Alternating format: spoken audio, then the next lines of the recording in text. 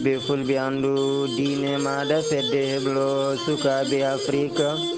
takusan yoni to jabi jala kuñe kaari bakkele saare demba giɗin palle modin kane yonti kabaruje demgal pular ñalamo ko amde altine ina hawranogas e ɗiɗi lewru colte février hitande ujunnaje ɗiɗi e nogas e goho ina jeeya e gardidi kabaruji men e nder gendi Mauritanie ma en kaale ñalngu windere ko fati e ɗemɗe neniide juɓɓinagu e ñalde hankinde to leydi Sénégal ko janggo fuɗɗoto campagne ko fati ñakko ndafu Covid-19 to leydi Mali ma en jaadu e bandi men debbo Fatimata Ba kedde kumpital e nder dunde Afrique RDC leydi Libye Nigeria Burkina Faso Gabon koye dande bano Mamadou Sarr ma en jaha toon to leydi Birmanie kame dowlaji dentuɗi Amérique bisimilla mon e kettugol joni joni piren pacciren.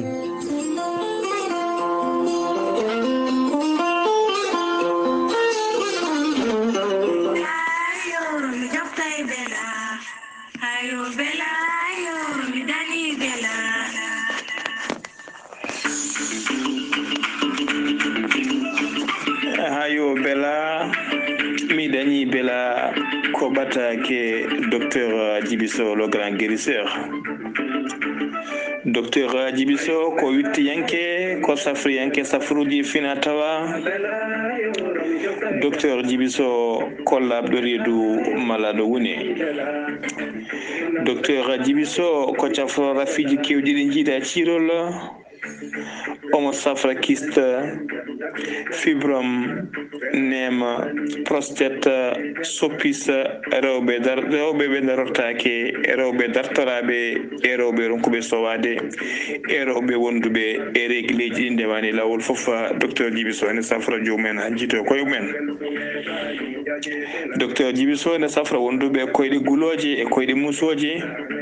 wonduɓe keeceji musoje wonduɓe faiblesse sexuelle woni usturaɓe goragu wonduɓe dojju dumiɗo emora yitto yarata kala e yarannoɓe droko e yarannoɓe simme ha naati e nder ƴiye men kala docteur Djibiso ene safra ha no hannirta ni. Docteur Djibiso ne andina dendagal bandiraɓe e dendagal kilinaɓe makko wonde base makko tawetenoɗo to Tamba base o arti e oɗo saaha joni ene tawi to Wourossogui noon to base makko idano wonno woni tigui juste funnague bamule Wourossogui ko ɗon base o tawte e oɗo saaha joni ene tawe ɗon biyeteɗo Makiban noon numéro mum watta 77 924 16 81 so tawi ko base makko tawateɗo to Kidira ene tawe toon sohna Nabou Ndiaye. Docteur Djibiso kañum e oɗo saaha joni e ñalawma hande omo tawe to base makko tawateɗo to Dakar omo andina clieneɓe noon ɓoyata mawwal jillu makko to Wourossogui to ummima to Wourossogui ne maw taccumayo hetta ga to banggue Mauritanie gam yettade yiide cliene makko tawateɗo leydi Mauritanie. Docteur Djibiso ene wiya kala jiɗɗo ko ɓuuri labde mbatta ko tonggode makko 77 244 92 81 walla mbaɗa 78 353 28 92 so tawi noon ko yiɓe heɓde banggue WhatsApp ko numéro makko leydi Mali mbatta ko 00 223 70 85 72 47 docteur Djibiso ene wiya en badden dando faade mum.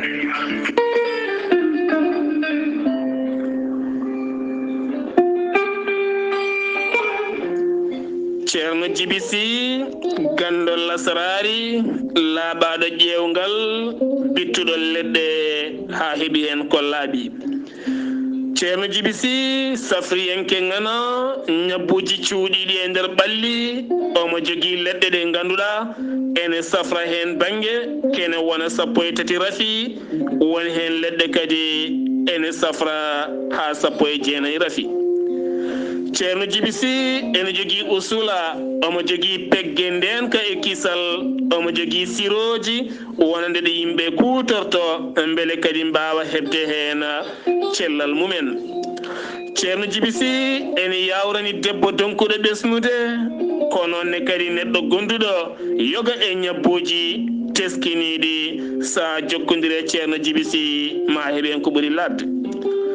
ceerno jibisi ene andina yimɓeɓe kala omo humpiti listihar kala ɗo gonɗa sa jokkondire makko mawo ƴewane ha wayno comme onon gurdino gurdam juɗɗam e kala saɗa haalnamo goƴaji maɗa. sa yiɗi hebde ceerno jibisi taweteɗo to Nouakchott lamorgo leydi Mauritanie legal bitegal annetet mbatta ko 00 222 47 22 80 84 00 222 47 22 80 84. so tawi a yi hat leydi Mali ñoolo mango ma taw toon biteɗo ceerno Samba Sy kanko ceerno jibisi omo jogui toon pharmacie makko ko on hetti hen tongode on noon mbatta ko 00 223 90 22 94 71 siftinde on ceerno jibisi ko labɗo reedu cafrowo hay so tawi joomum ari ene ardi juuɗe ɓoole hotata juuɗe ɓoole so wona on janowo hoore walla ni mbiyena mo seeɗineji mbahliti hoore muma ɗum noon mbadden dando fade ceerno jibisi. kettode kaburuji mon e demgal pulaar Afrique, Asie, Europe, Amérique, Moyen-Orient, Océanie. caggal calminali ko jettor e ñagana don Allah jami cellale kisal min jetti on tumonde cuɓiɗon yaw mon weltare TV ngam kumpital en jetti geno dokkuɗen hattan ha mbawɗen artude ɗo e yaw men weltare TV kabaruji demgal pular e nder guindi Mauritanie kalen e ñalama winderyankejo ko fati e demde nenije tawi nde fedde wiyetende UNESCO watti yubinde ngun ñalngu winderyankejo ko fati e demgal neniwal guila ñal hitande sappo e jeenayyi capanɗe joyi e tati woni 1953 ngundon ñalngu e hitande hikka nde kadi wawi yubbinede e nder adunaru ndu no wowi wade kala hitande koye nder ndinɗon mbaadi fedde ɓamtare pular guindi Mauritanie e fedde darinde ngam ɓamtare ɗemgal soninke e fedde darinde ngam ɓamtare ɗemgal wolof kamɓe kala ɓe mbawi kadi wawde o saaha joni yubbinde tawi ko ngundon ñalngu beele wawde wottudinde ɗen ɗon ɗemɗe yummaji e nder hen fedde ɓamtare pular Mauritanie kamne wawi yubbinde ngundon ñalngu ko toon to nokku tawi ko joɗorde mabɓe to ɓe mbawi kadi noddude yogaji e ɓesguji leydi ndi nde mbawata kadi arde beele wawde daradade mabɓe e mawninde wonande ngundon ñalngu beele wawde kadi wottudinde wonande ngal ɗon ɗemgal neniwal koye nder ndinɗon mbaadi ɓe mbawi wadde kadi weejo gonɗon weejo noon ko wawde hollirde tawi ko ɗen ɗon defte muulaɗe yoga e ɓesguji ɗi tawi ko yimɓe dimloɓe to banggue fulfulde nde hani e dilloɓe to banggue ɗen ɗon pelle politique kam yimɓe taƴɓe hattan koye mumen mbawi kadi wawde tawtorede nden ɗon ñalde ɓe mbawi kadi oɗo saaha joni wawde wallidde ɗum ɗon noon koto banggue tappirde wonande ɗemgal fulfulde ngal tawi koto banggue karalle kese ɗe woni koto ordinateur walla ni to banggue téléphone portable e nder ngundon ñalngu landa mbiyeteke FPC e gardugol Samba Thiam kamɓene ɓe mbawi wadde e rango fewde e laamu leydi Mauritanie nde mbawata o saaha joni darade beele wawde kadi wottudinde wonande ɗemɗe guindije ɗe nattinde ɗumen e tippude jangde guindiɗi ɗo koto wiyete feerel tawate koye commune mo Mbagne tonnide holirama e ñalde hande nde tawi ko ɓen ɗon wannoɓe sitting ɗum ɗon noon ko seppo yam yamo ɓe mbanno kono tan police mo leydi Mauritanie wawi sarde ɓe sagde ɓe tawi kamɓe ɓen ɗon de ɓe mbawno yubbinde gonɗon seppo hono no holliri nden jayde wiyetende cridem koto wiyete koylol ɓilol ɗum ɗon noon e nder hen kadi e ɓen ɗon dadiɓe guendi Mauritanie mbawi sarde ɓen ɗon tawi ko seppannoɓe seppo yam yamo wonno noon to banggue kay wonni sababu mabɓe noon wadde on ɗon sitting ko beele wawde kadi o saaha joni hollirde tawi ko mette mum fewde kay e to banggue wonande laamu leydi Mauritanie ha tenti kadi e ɓen dariɓe to banggue yidde heftude wonande ɗen ɗon leyɗele ciftinen tan o sahata kala tawi ko toon to diwan biyeteɗo feerela tawi ko jibinande nde ina tawe caɗele mawɗe ɗum ɗon noon koko fati to banggue leydi leydi wonande ɓen joom ngalu en kay aroɓe kala saaha yiiɗoɓe heftude wonande ɗen ɗon leyɗe waloɗe yogaɓe e lundu ngo tawi ko landaji lundu ngo kamen mbawino yaade kay fawde toon koyɗe mumen e yiide ɗin ɗon ɓesguji hani e wawde kadi yurnade ɗen ɗon caɗele no cifori laamu ngu hoore mum kay wawino nelde toon tawi ko ɓen wawoɓe kadi jooɗodade e ɗin ɗon ɓesguji feeral jagorɗo kalfinaɗo ko fati cellal leydi Mauritanie ɗo kalaten koko fati e ndafu Covid-19 coronavirus mbiyen hono no holliri tawi ko nokku jagorɗu ndu ɗum ɗon koye ñalde aletare hanki nogas e goo lewru colte février hitandu ujunnaje ɗiɗi e nogas e goo to banggue fiɗo ndafu Covid-19 ko yimɓe 12 woni yitaɓe hesɓe ne gondi e rafi o e nder waktuji nogas e 4 jawtuɗi ɗi hay goto kay wasani hen fitandu muɗum e nder guendi Mauritanie tawi ko ndafu Covid-19 woni sababu muɗum jagorɗo kalfinaɗo ko fati e koɗɗo e mahanteje kam e ya garta o holliri ɗum ɗon koye nder compte makko Facebook e ñalde hanki nde tawi ko on ɗon ndiwowa ka leydi Égypte on ɗon Boeing tawi ko B737 umminoɗo toon to leydi Égypte ina yiiɗi yaade tawi koto guendi Sénégal taw jolnuno ko ɓen ɗon sukaɓe fettiyankoɓe to banggue fuko koyguel on ɗon kan ɗon ndiwowa noon ka haɗama kay rewde e nder tawi koye weeyo wonande guendi Mauritanie koye nder ndin ɗon mbadi ko ruttiti ka faati toon to leydi Algérie tawi woni sababu mum noon koɓe keɓani yamirore ngam wawde rewde ɗon e nder guendi Mauritanie ndi yaɓande toon to Dakaru lamorgo guendi Sénégal.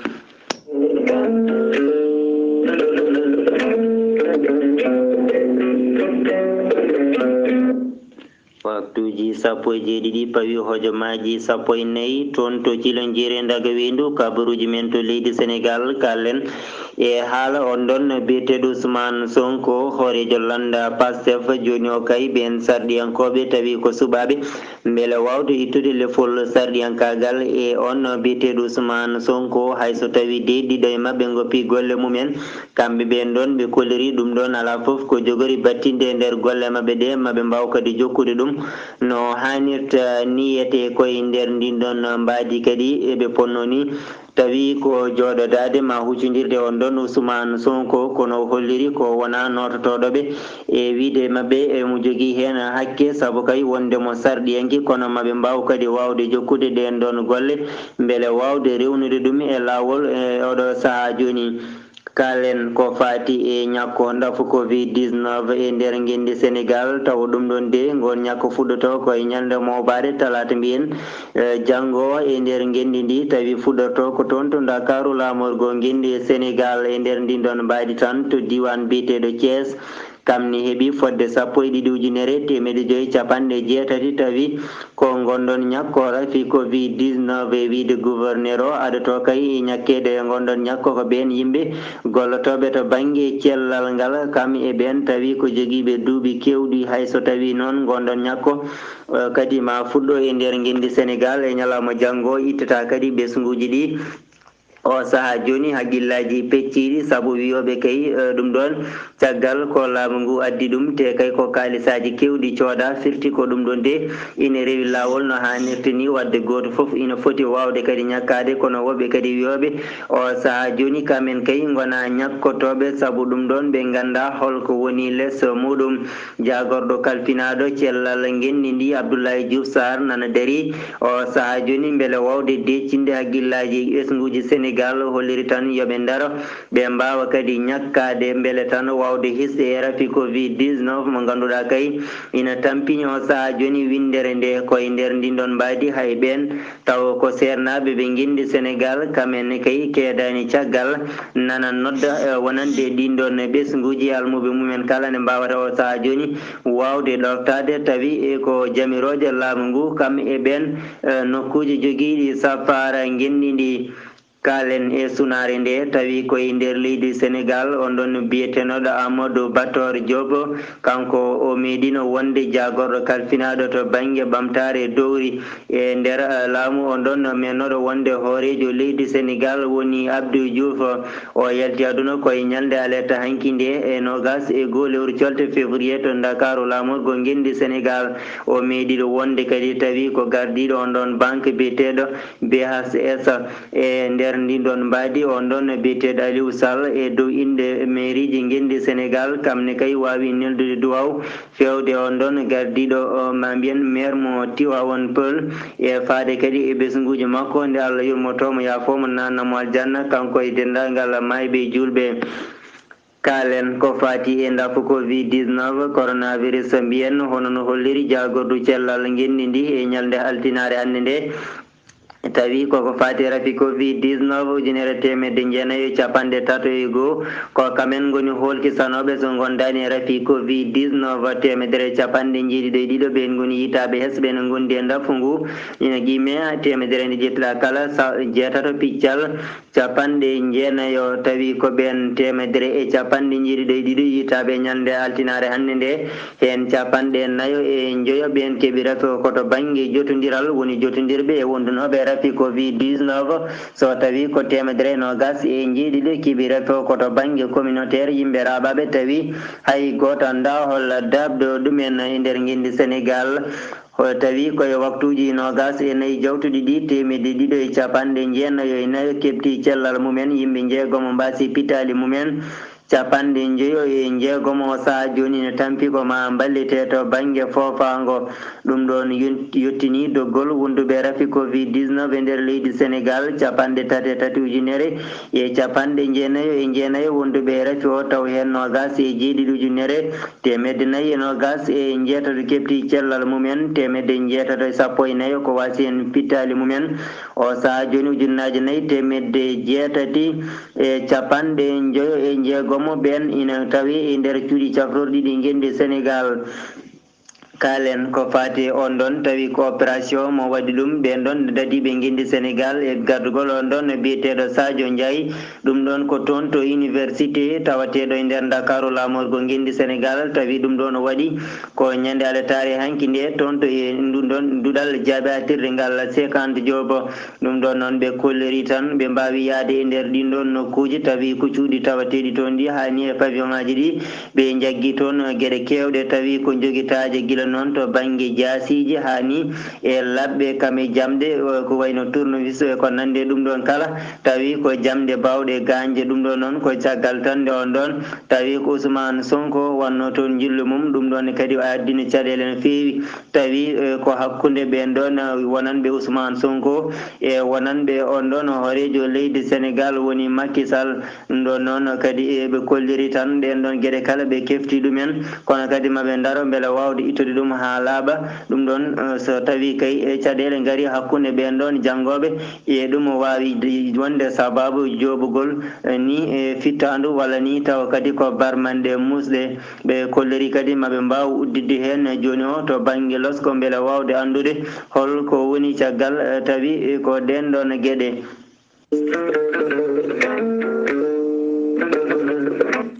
waktuji 17 pawɗi hojomaji 20 toon to Foot FM kame haalirten nan ka FM o Galoya kabaruji men to leydi Mali jaadaten koye bani men debbo Fatimata Ba ɓinguel leñol kabaruji men to leydi Mali puɗɗorɗen koko fati e ɓeydugol coggu yoga e ñamele e nder yoga e nokkuji e nder leydi Mali lowcol mburu jaranogol 50 mbuɗu e oɗo saaha no jara 60 hono noon kadi kilo tew jaranoɗo 150 e oɗo saaha no jara 160 litere nebam jaranoɗo 160 e oɗo saaha no jara 200 hono noon kadi kilo farine jaranoɗo 70 e oɗo saaha no jara ha 80 hono noon kadi kilo sukara jaranno ko 100 e oɗo saaha no jara ha 130 mbuɗu sac farine jaranoɗo ujunnaji 2 e oɗo saaha no jara ha ujunnaji 3 noon kadi carton mew jarannoɗo ujunnaji 5 e oɗo saaha e coggu no dari ha ujunnaji 7 no wayno tan ha oɗo saaha joni gardiɗo hono de NCC hono direction jogi direction commerçant e nder leydi Mali no wayni tan ha oɗo saaha ala konngudi ɗi ɓe cuuti hen ngam wawde famminde bandiraɓe woni hono Boukary Doumbouya no wayni tan hewɓe kulhuli jogui ha tente hutortoɓe ɗen ɗon ñamele de ko wayno ɗin ɗon prix ji hannde o keeɓi ɗon so lewru teddundu soynten hono lewru korko yettima de holto ɗin ɗon prix ji jogori dartoyade. Mouvement 5 juin no wayno tan caggal no wayno lebbi goytugol mabɓe jaaniyankoɓe ko fate yoga e gueɗe ɗeɓe jaadani e laamu leydi Mali woni laamu sabbodu leydi Mali de no wayno tan dimanche 22 lewru février ɓe mbaɗi ko meeting mabɓe toon to palais de la culture mbo Ahmadou Hampâté Bâ no wayno tan e wiide mabɓe tan no wayno heewi dariɓe ɓe ganduɗa ina gonno e on ɗon nokku ha saabi yoga e wayno minute aji mabɓe de ha waftuji no wayno ha waftu 10 heures no joguino caɗele gam wawde yoktade on ɗon nokku no wayno tan e wiide mabɓe tan kamɓe no wayno laamu leydi Mali yoni e yoga e gueɗe ɗe mbaɗata ɗe ganduɗa ɓe jaadani hen no wayno ɓe caltima ɗum ha laaɓi wonno ko kabruji men toon to leydi Mali wonno ko Fatimata Ba gam weltare ɓiɓe fulɓe andudine ma. Fatimata Ba ɓinguel leñol toon to leydi Mali golle maɗa jooɗi peewi kedde kumpitare nder dunde Afrique RDC Libye Nigéria Burkina Faso Gabon jaadaten koye debbo mo ɓokki sarankoɓe kumpital kedde dunde Afrique République démocratique Congo ambassadeur mo dowla Italie joɗaninoɗo dowla Italie toon to RDC woni République démocratique Congo kanko wiyete Lika Attanasio ko kañum kay wasi fittanu mum alerte amɓe hande sarato wiyete Goma funnague dowla République démocratique Congo tawi saabi wasde mo fittanu makko ko janggu fandiranoɓe e convoi programme alimentaire mondial woni ɓen joguiɓe juɓɓude ñamel e nder windere he waɗannoɓe jillu mumen Libye Fathi Bachar kañum woni gardiɗo jagorɗe mo dowla Libye alerte hanki o wawi dadde e wango ngo fewjanano dewo alerte hanki to nokku ina wona 12 kilométre uji tawi kay wonde convoi 12 kilométre uji hakkude mum e Tripoli to wonduno e convoi ɗo waɗɗo kay escorte no taw ko yimɓe tato wonnoɓe e werla ɗiɓe mbiyata blindé ɗiɗo ɓe mbawi nanguede tataɓo noon heeɓi gagnade ine tawe e cuuɗi cakrilɗi ɗi dowla Libye Nigéria dewo ñalawma hanki laamu leydi Nigéria holliti wonde 53 neɗɗo bibtonoɓe ko ina wona yontere ɗoɓe gonno e werla taw kay ko bis to wuuro wiyetengo Kundu ñalawma hanki o ɓe mbawi ɗaccitede laamu ngu holliti e nder 53 ɓe nogas ko rewɓe jeenayo ko sukaɓe Burkina Faso jamma asetta jawtuɗo o ko ɓiɗɗo dowla France naajo fella toon e yeeso base aérienne to Ouagadougou wuuro lamborgo ngo dowla Burkina Faso tawi kay on nokku ala bawɗo yettade toon so wona keɓɗo yamirore kanko ɓiɗɗo dowla France naajo noon koɓe kolliti ko o ummino ko galle musidɗo makko omo hoto o rewi ngol ɗon lawol ko ɗum waɗimo fellede gasnirten kumpital kedde dunde Afrique koto dowla Gabon mboroso coronavirus ɓiɓɓe dowla Gabon naɓe seppannoɓe ñalawma hanki gam kay salade peeje nde laamu ngu ƴetti gam kay ko fati e covid-19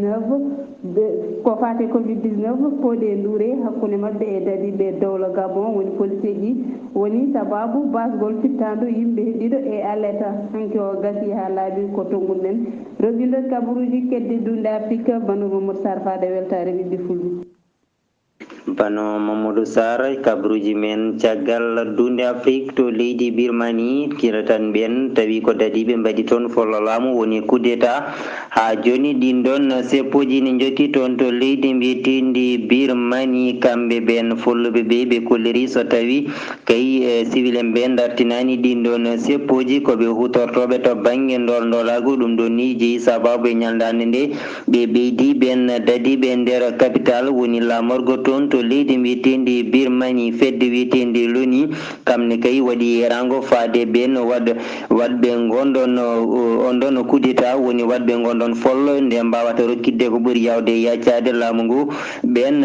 yimɓe tawi ko civil en ɓe kolliri kadi jaggaɓe ɓe yo goppide ko ɓuuri yawde e yaccade joni o kay e nokkuji kewɗi koko gudda guila noon to banggue nokkuji jeeyirɗi ɗi hani e nokkuji gollorɗe kewɗe oɗo saaha joni ko koko guddi toon to leydi mbiyetendi Birmanie kuli kay kulu huli ine jokki toon to dowlaji dentuɗi Amérique joni o waɗi duuɓi 55 ko yalti aduna on ɗon mbiyetenoɗo Malcolm X tawi ko afro américaine ma mbiyen Amérique najo mo iwdi Afrique ɓalejo daraninoɗo no feewi to banggue nguru ɓalew e nder dowlaji dentuɗi Amérique o fitanu makko yoɓano ko ñande 21 lewru février colte hitande 1995 kanko Alhaji Malik El Sabas tawi ko ɗum tigi woni inde makko kono ɓuri lollirde ko Malcolm X kan tawi ko ɓesgu makko kamen mbaɗi ɗum ɗon ko point de presse ko ñande aset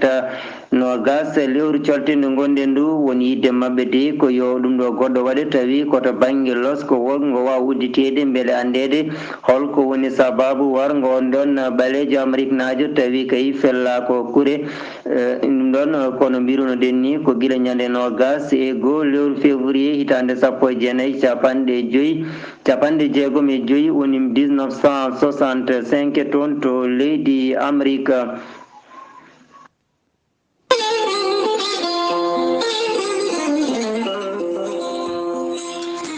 musidɓe tedduɓe hettiyankoɓe aya weltare ɓiɓɓe fulɓe andu diine ma kame daariyankoɓe weltare TV gasi ha laaɓi ceer ko tongunoɗen kumpitala ɗemgal pular ɗo yeeso alirde nde ko musidɗo mon Amadou Alassane Dia karallagal to ko gorko Malik Sayba gorgol Saydou Abouba to banggue leydi Mali ko bandi men debbo Fatimata Ba ɓinguel leñol kedde kumpital dunde Afrique reɓe ndinono en ɗum ko debbo mo ɓokki sarankoɓe bano Mamadou Sarr yo jaam Allah hiranen on jarama e kettugol.